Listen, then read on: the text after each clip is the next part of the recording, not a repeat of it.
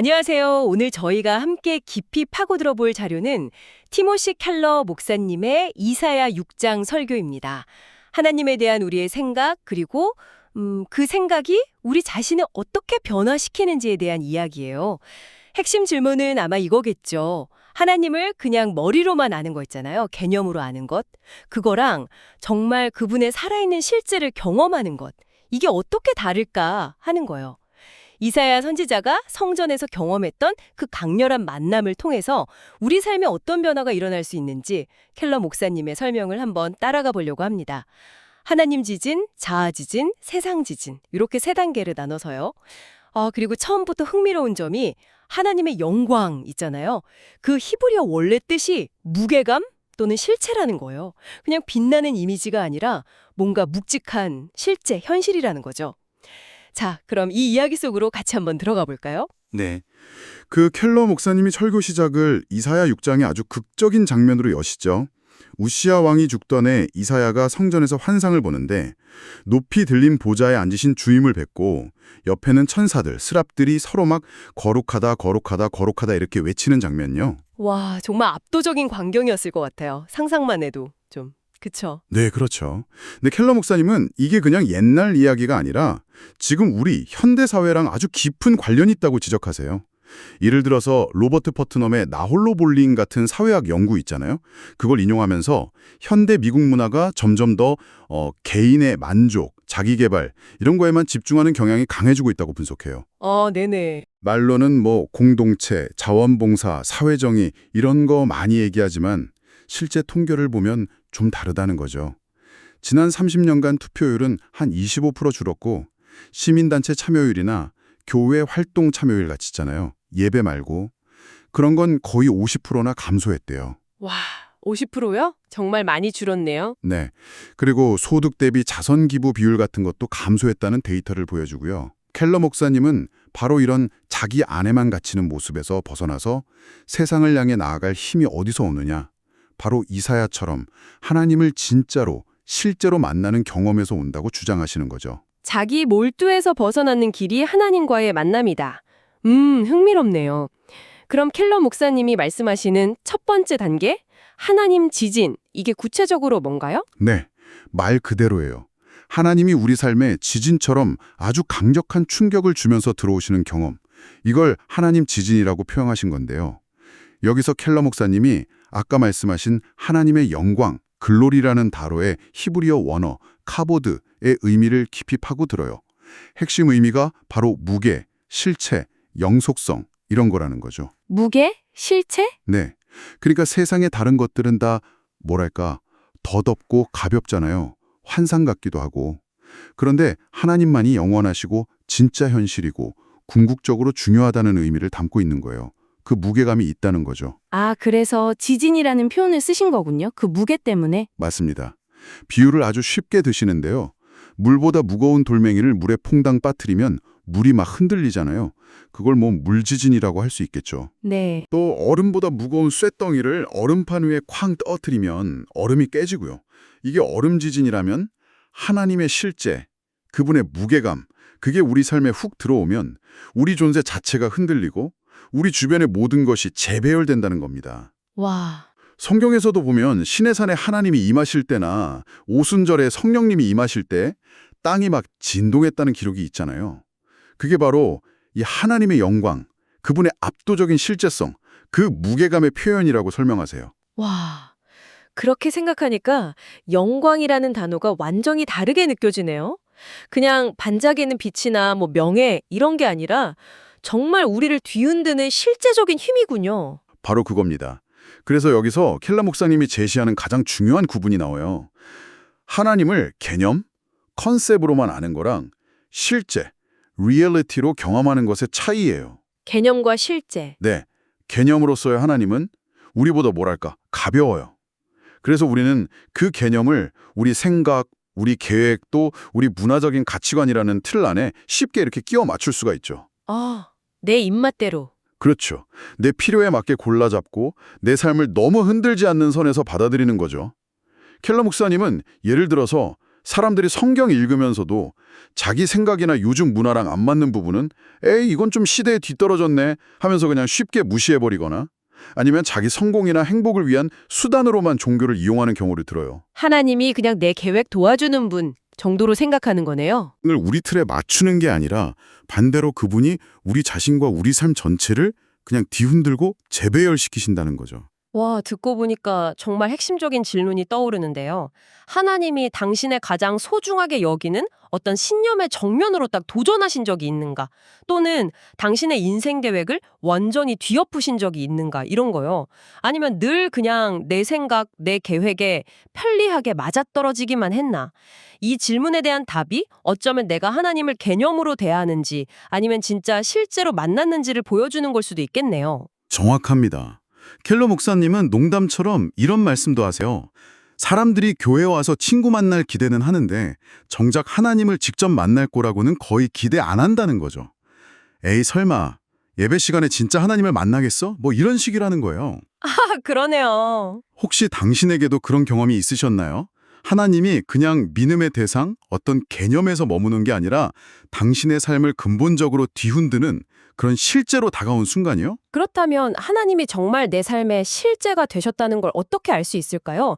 그냥 뭐 강렬한 감정적인 경험이랑은 또 어떻게 다른 걸까요? 좋은 질문이에요. 켈러 목사님은 하나님 지진은 반드시 자아 지진, 셀프 퀘이크로 이어진다고 설명합니다. 자아 지진이요? 네, 즉 하나님을 실제로 만나면 우리 내면, 우리 자아 자체가 뿌리부터 흔들리는 경험을 하게 된다는 거죠. 그리고 이 자아 지진은 크게 세 가지 뚜렷한 경험으로 나타난다고 말씀하세요. 첫째는 하나님의 급진적인 아름다움을 발견하는 것. 둘째는 자신의 죄인됨을 깨닫는 급진적인 겸손. 그리고 마지막은 은혜로 인한 급진적인 순결함. 그러니까 정결하게 되는 경험입니다. 아름다움, 겸손, 순결함. 와, 하나씩 좀 자세히 들어보고 싶네요. 먼저 급진적인 아름다움은 뭔가요? 아까 그 스랍들이 외친 거룩하다, 거룩하다, 거룩하다. 이거랑 관련 있는 건가요? 네, 맞습니다. 히브리어에서는 3번 반복하는 게 최상급 강조거든요. 가장 거룩하시다, 이런 외침이죠. 켈러 목사님은 이 거룩함, 히브리어로 카도시라는 단어가 단순히 분리됨이나 도덕적인 순수함만을 뜻하는 게 아니라 최상의, 무한히 독특한 유일함과 동시에 찬란하고 압도적인 아름다움을 의미한다고 설명해요. 아, 그냥 깨끗하다는 뜻만이 아니군요. 그렇죠. 예를 들어 하나님의 지혜가 거룩하다는 건 인간의 지혜와는 비교도 안 되는 차원의 것이라는 뜻이고 하나님의 사랑이 거룩하다는 건 인간의 사랑과는 질적으로 전혀 다른 완전한 사랑이라는 의미죠. 그 독특함과 완전함에서 오는 아름다움인 거예요. 아, 아름다움이라. 근데 스랍들은 왜 그렇게 끊임없이 하나님의 거룩함을 찬양할까요? 뭔가 얻는 게 있어서? 유용해서 그런 걸까요? 바로 그 점이 중요합니다. 켈러 목사님은 스랍들이 어떤 유용성 때문에, 즉 하나님에게서 뭘 얻어내려고 경배하는 게 아니라고 강조하세요. 그들은 그냥 하나님의 거룩함, 그 자체의 아름다움 때문에 다른 어떤 이유도 없이 그냥 하나님이 하나님이시니까 경배한다는 거죠. 아, 켈러 목사님의 아주 날카로운 비유를 드시는데 만약 누가 당신의 돈 때문에 당신이랑 결혼했다가 돈을 못 얻으니까 휙 떠나버리면 배신감 느끼잖아요? 그렇죠. 당연히 그렇죠. 근데 우리가 종종 하나님을 그렇게 대한다는 거예요. 하나님의 축복, 돈이나 성공이나 건강 같은 것만 원하고 하나님 자체에는 별 관심이 없는 거죠. 그래서 내가 원하는 축복이 안 오면 실망하고 쉽게 하나님을 떠나버린다는 거예요. 아, 좀 뜨끔한데요? 그럼 뭐랄까, 우리가 정말 아름다운 음악을 듣거나 엄청난 예술작품을 볼 때 그게 나한테 직접적인 이득을 주지 않아도 그 자체의 아름다움에 그냥 압도되고 감탄하는 경험? 그런 거랑 비슷한 걸까요? 정확히 그 비유를 드십니다. 스랍들의 경배는 그런 비용 편익 분석을 초월한 순수한 감탄과 사랑이라는 거죠. 유용한 게 아니라 아름다운 것. 그런데 여기서 켈러 목사님은 신학자 조나단 에드워즈를 인용하면서 한 가지 어려운 질문을 던져요.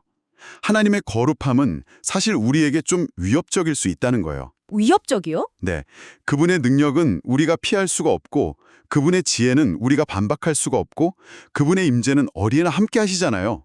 숨을 곳이 없죠. 그런데 어떻게 이렇게 피할 수 없는 거룩함이 우리에게 아름답게 느껴질 수 있느냐는 거예요. 아, 그렇네요. 하나님의 능력이나 자비는 어떻게 보면 우리에게 직접적으로 유익하잖아요. 강력한 보호자, 용서하시는 분이니까. 근데 거룩함 자체는 당장 나에게 도움이 되는 것 같진 않은데 오히려 나의 부족함을 드러내니까 불편할 수도 있고요. 이 질문은 좀 중요한데 잠시 뒤에 다시 돌아오게 될 겁니다. 네, 알겠습니다. 그 질문을 일단 마음에 담아두고 두 번째 경험인 급진적인 겸손으로 넘어가 보죠. 이사야는 하나님의 거룩함을 보자마자 화로다 나여 망하게 되었도다. 나는 입술이 부정한 사람이요. 이렇게 외쳤잖아요. 이건 뭐 그냥 겸손한 정도가 아니라 자신을 저주하는 거잖아요. 정말 충격적인 반응인데요. 그렇죠. 화로다 오이즈미는 문자 그대로 나에게 재앙이로다. 즉 스스로에게 저주를 선언하는 끔찍한 외침이에요. 살 가치조차 없다고 느끼는 완전한 절망 상태죠. 켈러 목사님은 인간적인 탁월함 앞에서도 우리 자존감은 쉽게 무너진다고 설명해요. 예를 들어서 뭐 시골 동네에서 노래 제일 잘한다고 막 칭찬받던 사람이 뉴욕 브로드웨이에 딱 와서 진짜 프로 가수들 오디션 보는 걸 보고 나면 아, 나는 진짜 아무것도 아니었구나 하고 절망하게 된다는 거죠. 네네. 하물며 인간의 기준이 아니라 하나님의 절대적인 거룩함, 그 무한한 완전함과 아름다움 앞에서 서면 어떻겠냐는 거예요. 비교 자체가 불가능하죠. 이사야가 특별히 입술이 부정한 사람이라고 고백한 것도 좀 의미가 있을까요? 다른 죄도 많았을 텐데. 아주 중요한 지적이세요. 전승에 따르면 이사야는 왕족 출신에다가 엘리트 교육을 받았고 우리가 이사야서를 읽어보면 알지만 당대 최고의 언변가였어요.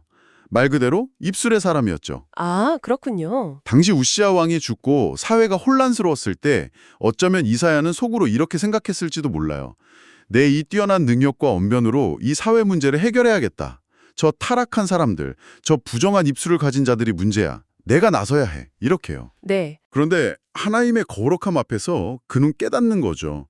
자신이 문제의 해결책이 아니라 사실은 문제의 일부였다는 것을요. 심지어 자신이 가장 뛰어나다고 자부했던 바로 그 입술마저도 부정하다는 걸 처절하게 인식하게 된 거예요. 와, 그냥 겸손해지는 걸 넘어서 자신의 존재 자체가 문제의 일부임을 깨닫는 거군요. 네, 켈러 목사님은 욥이나 베드로처럼 성경에서 하나님을 실제로 만난 인물들은 예외 없이 자신의 죄인됨을 깊이 인식했다고 지적해요. 그런데 이게 요즘 흔히 말하는 낮은 자존감과는 근본적으로 다르다고 강조합니다. 어떻게 다른 거죠? 이건 어떤 심리적인 문제가 아니라 지극히 거룩하고 완전하신 실제 앞에서 이루어지는 가장 현실적인 자기 인식이라는 거예요. 내가 얼마나 부족한 존재인지를 깨닫는 거죠. 설령 하나님이 순수한 사람 그 자체라고 해도 그 완전한 사람과 내 안의 이기심, 미움, 잔인함 이런 것들을 비교하게 될 때 우리는 고통스러울 수밖에 없다는 겁니다. 그래서 여기서 켈러 목사님이 상당히 도전적인 질문을 던지세요. 만약 당신이 당신의 죄에 대해서 깊은 고통이나 부끄러움을 느껴본 적이 없다면 당신은 정말로 하나님의 실제를 경험한 것일까요? 켈러 목사님의 대답은 아니오입니다. 하나님의 실제를 만난 경험은 필연적으로 우리 죄에 대한 깊은 자각을 동반한다는 거죠. 와, 이 부분은 정말 깊이 생각해 볼 문제네요. 그럼 이 절망적인 자기 인식에서 어떻게 다음 단계로 나아갈 수 있을까요? 세 번째 경험인 급진적인 순결함은 뭔가요? 여기가 정말 흥미로운 지점 같아요.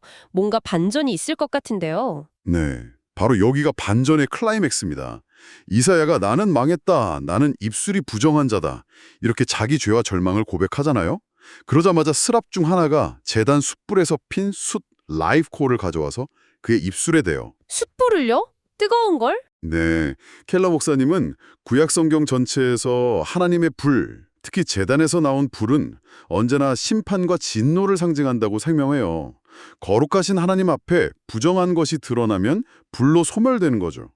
그러니 이사야는 당연히 이제 정말 끝났구나, 내가 심판받아서 죽겠구나 생각했을 거예요. 자기 스스로 망했다고 선언했으니까요. 그렇죠. 당연히 그렇게 생각했겠죠. 그런데 결과는 달랐죠. 네, 정말 놀랍게도 그 심판의 상징인 뜨거운 숯이 그의 입술, 즉 죄를 고백한 바로 그 지점에 닿았을 때 그를 태워 없애는 대신에 정결하게 만들었습니다. 정결하게요? 네, 천사의 메시지가 이거였어요. 보라, 이것이 네 입에 닿았으니 네 악이 제하여졌고 내 죄가 사하여졌느니라. 완전한 용서와 죄사함의 선언이죠. 그리고는 더욱 놀라운 일이 벌어집니다. 뭔가요? 바로 다음 순간 하나님께서 내가 누구를 보내며 누가 우리를 위하여 갈꼬? 라고 물으시는 거예요.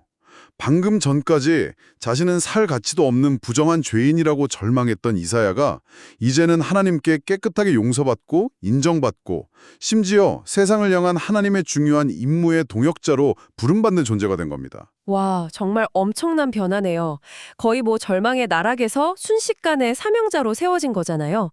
켈러 목사님은 이 경험이 이사야의 내면에 어떤 영향을 미쳤다고 설명하시나요? 켈러 목사님은 이 경험이 이사야에게 아주 독특하고 강력한 심리적인 안정감을 주었다고 분석하세요. 그는 같은 순간에 두 가지 서로 상반돼 보이는 진실을 동시에 깨달았다는 거예요. 두 가지 진실이요? 네. 첫째는 나는 내가 생각했던 것보다 훨씬 더 깊이 죄인이고 부족한 존재라는 냉혹한 현실.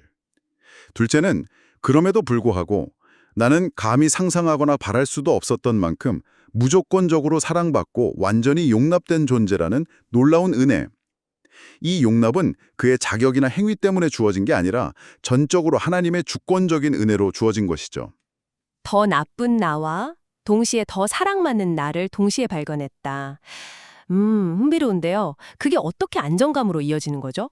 켈러 목사님은 이걸 마치 배 밑바닥에 넣어서 균형을 잡아주는 밸리스트, 우리말로 하면 바닥짐 같은 역할을 한다고 설명해요. 아, 배의 균형추요. 네, 이 두 가지 진실, 즉 나는 생각보다 더 나쁘다와 나는 생각보다 훨씬 더 사랑받는다를 동시에 꽉 붙들고 있기 때문에 그는 이제 외부 상황에 쉽게 흔들리지 않게 된다는 거죠. 어떻게요? 예를 들어 성공을 거두어도 교만해지지 않아요. 왜냐하면 자기가 여전히 은혜로 구원받은 죄인임을 아니까요. 반대로 실패하거나 사람들한테 비난받아도 깊이 좌절하지 않아요. 왜냐하면 자신의 가치가 자기 성과나 사람들의 인정에 달린 게 아니라 변함없는 하나님의 은혜에 근거하고 있음을 아니까요. 그래서 역설적으로 깊은 겸손과 동시에 담대함이 생겨나는 거죠. 와, 그렇군요. 그럼 아까 던져졌던 질문으로 다시 돌아가 보죠. 어떻게 그 위협적일 수 있는 하나님의 거룩함이 이사야에게 아름답게 느껴질 수 있었을까? 그리고 어떻게 그 심판의 불이 정결하게 할 수 있었을까? 이 부분에 대한 켈러 목사님의 답은 뭔가요? 켈러 목사님은 이 모든 것을 예수 그리스도의 십자가와 직접 연결시키십니다. 어떻게 심판의 불이 이사야를 정결하게 할 수 있었을까요? 켈러 목사님은 수세기 후에 바로 예수 그리스도께서 십자가 위에서 이사야가 외쳤던 그 화로다 나여의 궁극적인 경험, 즉 하나님으로부터 완전히 버림받는 그 심판을 대신 받으셨기 때문이라고 설명해요. 아, 예수님이 대신. 네, 예수님이 십자가에서 나의 하나님 어찌하여 나를 버리셨나이까? 라고 외치셨을 때 성전 휘장이 찢어지고 땅이 진동했잖아요. 그게 바로 그분이 우리의 죄와 저주, 하나님의 진노라는 궁극적인 불을 온전히 감당하셨다는 것을 상징적으로 보여준다는 거죠. 네. 그리스도께서 우리 대신 그 심판의 불을 받으셨기 때문에 이제 그 불은 우리에게는 정결하게 하는 용서의 불이 될 수 있다는 겁니다. 그렇기 때문에 이제 우리는 하나님의 거룩함을 더 이상 두려움이나 위협으로만 느끼는 게 아니라 그 거룩함마저도 우리를 위한 사랑과 은혜의 표현으로 받아들이면서 아름답게 느낄 수 있게 된다는 설명이에요. 그렇군요. 십자가 사건을 통해서 하나님의 거룩함과 심판이 오히려 은혜와 아름다움으로 경험될 수 있게 되었다는 거네요. 그래서 이제 우리는 뭔가 필요해서나 두려워서가 아니라 정말 감사와 사랑으로 그리고 하나님 자체의 아름다움 때문에 그분을 섬길 수 있게 된다는 말씀이시군요. 맞습니다. 바로 이 깊은 내면의 변화, 즉 자아 지진을 경험한 사람은 이제 자연스러운 세상으로 시선을 돌리게 된다는 거예요. 이것이 켈러 목사님이 말하는 마지막 단계, 세상 지진입니다. 그래서 이 모든 개인적인 변화가 결국 세상을 향하게 된다는 거군요. 켈러 목사님은 이 변화된 삶의 모습에 어떤 특징들이 있다고 말씀하시나요? 그리고 기대감입니다. 자발성. 이사야의 반응에서 그게 나타났나요? 내가 여기 있나이다. 이거요. 네, 정확해요.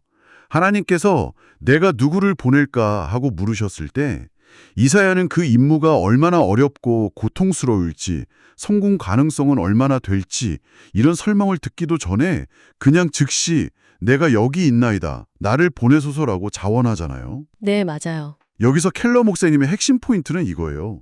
하나님이 당신의 필요, 당신의 계획, 당신의 안위보다 더 실제적이고 중요한 분이 될 때 당신은 비로소 계산 없이 하나님께 사용 가능한 존재가 된다는 거죠. 켈러 목사님 자신의 경험담도 되게 인상 깊었어요.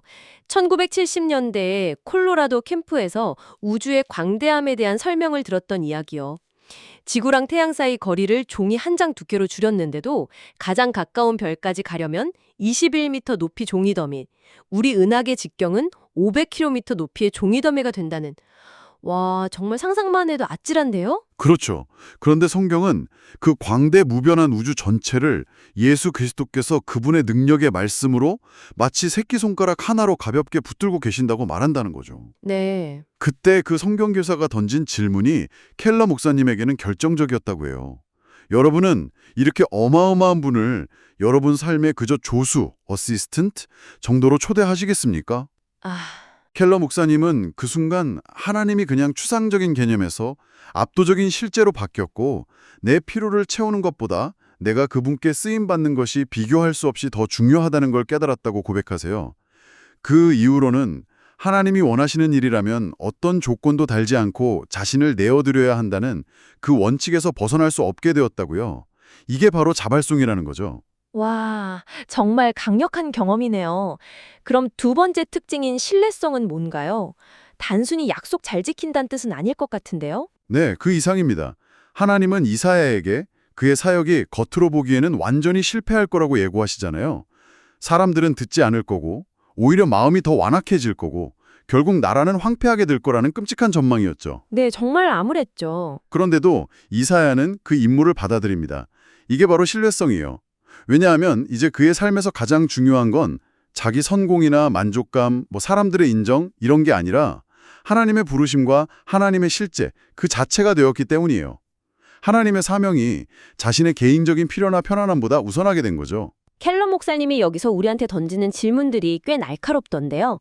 예를 들면 당신은 당신 여행 계획에 맞춰서 봉사활동 시간을 정합니까? 아니면 봉사활동 약속에 맞춰서 여행 계획을 조정합니까? 이런 거요. 네네. 또 당신은 당신의 생활 방식 자체에 변화가 필요할 만큼 희생적으로 기부합니까? 아니면 그냥 여윳돈 중에서 아쉽지 않을 만큼만 줍니까? 이것도 있었고, 맞아요. 교회에서 아무도 알아주지 않고 박수 쳐주지 않는 그런 이름 없는 역할들 있잖아요. 뭐 아이 돌보기나 청소, 주차 안내 같은 거. 그런 걸 기꺼이 맡습니까?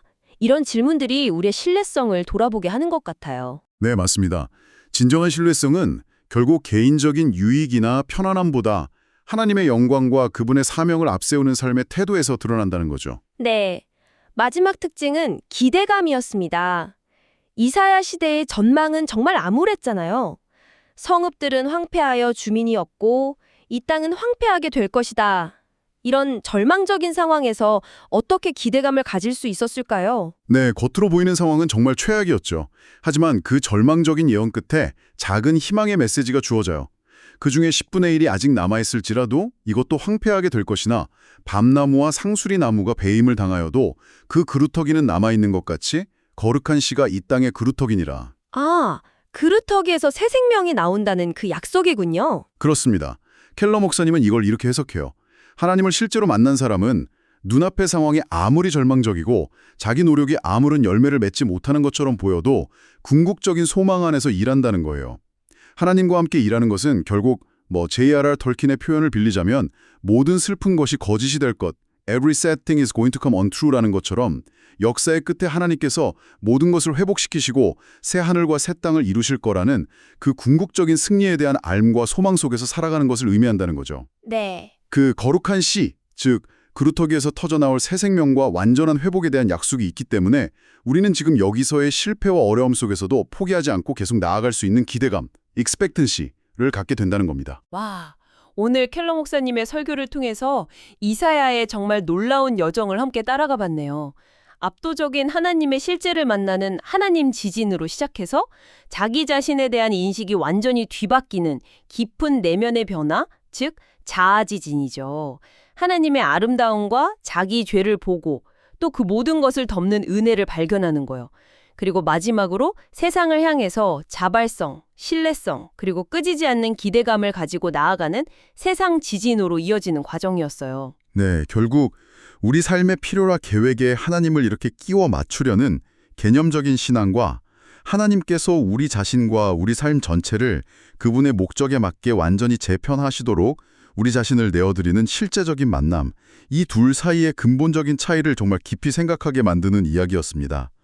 켈러 목사님의 질문처럼 어쩌면 당신의 하나님은 당신 손안에 쏙 들어오는 그런 가벼운 개념인가요?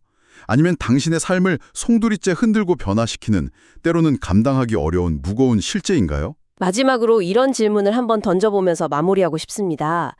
켈러 목사님은 이사야 6장의 경험을 굉장히 개인적인 만남으로 묘사했지만 그 결과 하나님은 누가 우리를 위하여 갈꼬라고 물으시면서 공동체적인 차원의 부르심을 주셨고 결국 이사야를 세상 속으로 보내셨잖아요. 네, 그렇죠. 이처럼 깊고 개인적인 은혜 체험과 내면의 변화가 어떻게 공동체적인 행동이나 사회를 향한 섬김으로 자연스럽게 이어질 수 있을까요?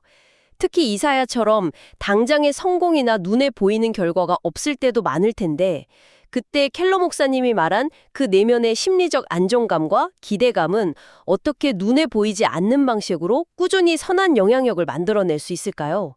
이 질문에 대한 답은 아마 우리 각자의 삶 속에서 계속 찾아가야 할 것 같습니다.